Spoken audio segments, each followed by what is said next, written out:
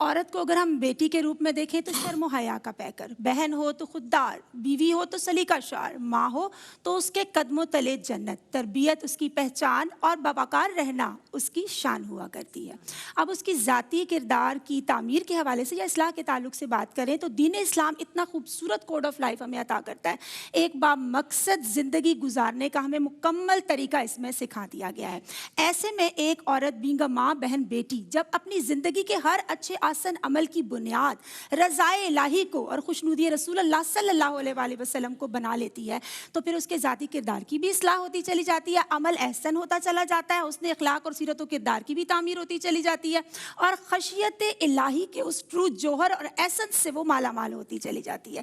کیونکہ پھر صالح جو عورت ہے وہ صالح معاشرے اور پاکیزہ معاشرے کی بنیاد کا ایک بہترین سبب بنتی ہے۔ پھر اس کے لیے ایمان اور حیا کا چونکہ اہم لنک ہے، ایز وی نو حیا ایمان کی امپورٹنٹ ترین شاخ ہے، تو اس کے لیے ضروری ہے کہ وہ حیا دار بنے، پیکر حیا بنے، زندگی کے ہر عمل میں، کردار میں، لباس میں، گفتار میں، کسی بھی فیلڈ کے اندر اسلامک حدود و قیود کے اندر رہتے ہوئے جب وہ جاب کر رہی ہے یا کسی نالج کا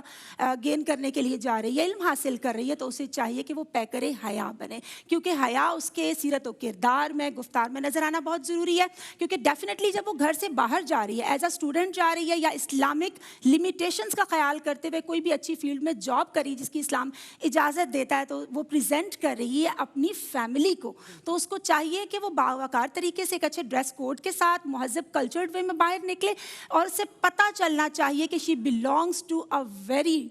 نوبل فیملی، اندازہ ہونا چاہیے۔ پھر time management is the most important thing. If I am doing the programme here, میرے اندر ڈیڈیکیشن ہے تو میں کر سکتی ہوں، اور اگر میرے اندر لگن ہی نہیں ہے تو پھر ڈیفینیٹلی میں یہ نہیں کر سکتی۔ تو عورت کو معلوم ہونا چاہیے کہ اس کی پرائمری رسپانسبلٹیز کیا ہیں، سیکنڈری کیا ہے، ویکلی کیا ہے، منتھلی کیا ہے، اور پھر جاب کی جو اس کی ورک پلیس ہے نا، ان آرز کے اندر اسے دیانت داری سے، آنیسٹی سے اپنی تمام خدمات کو انجام دینا ہے کہ میرا اللہ تعالیٰ مجھے دیکھ رہا ہے، اس کو انتہائی باوقار اور باپردہ نظر آنا چاہیے۔ پھر علم کے حصول کی بھی بہت زیادہ ضرورت ہے، کیونکہ ایز وی نو حدیث کا مفہوم ہے کہ علم حاصل کرنا مرد و عورت پر فرض ہے، تو دینی علوم کا اور دنیاوی دونوں ہی بہت ضروری ہیں۔ اچھا، دینی علوم فرائض و واجبات کی آگاہی اس کو ہونا چاہیے، حقوق اللہ، حقوق العباد کی ادائیگی کا اہتمام کرنا ہے، طہارت ہے، غسل کے احکام ہے، یعنی دین کا سارا بیسک نالج اگر اس کو معلوم ہوگا تو ہی اس کی سیرت و کردار کی بھی تعمیر ہو سکے گی، اور بچوں کے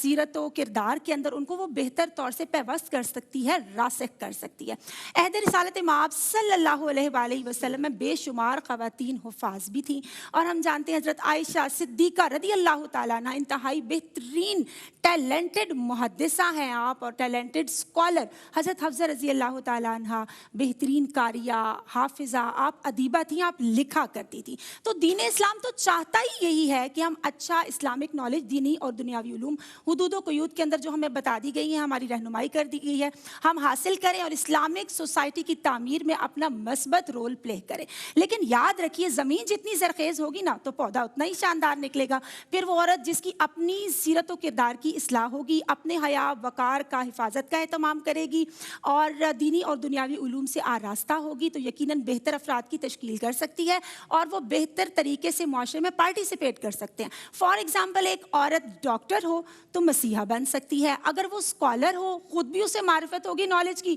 اور بچوں کے رگو پے میں بھی ان کو بہتر انداز سے پیوست کر سکتی ہے۔ ڈینٹسٹ ہو تو ہمارے لیے کتنا کمفرٹ زون ہوتا ہے نا کہ ہم جائیں گے، لیڈی ڈینٹسٹ ہے، آرام سے ہم اپنے مسائل اس سے ٹریٹمنٹ لے سکتے ہیں۔ اسی طرح سے اگر وہ ٹیچر ہے تو باشعور افراد وہ معاشرے کو دے سکتی ہے۔ تو جو خود شناسی سے خدا شناسی تک کا سفر ہے وہ علوم دین کے بغیر اور دونوں طرح کے علوم کے بغیر ناممکن ہے، کیونکہ علم لازوال دولت ہے، جنت کا راستہ ہے اور ایک مومن کے دل کا نور ہے۔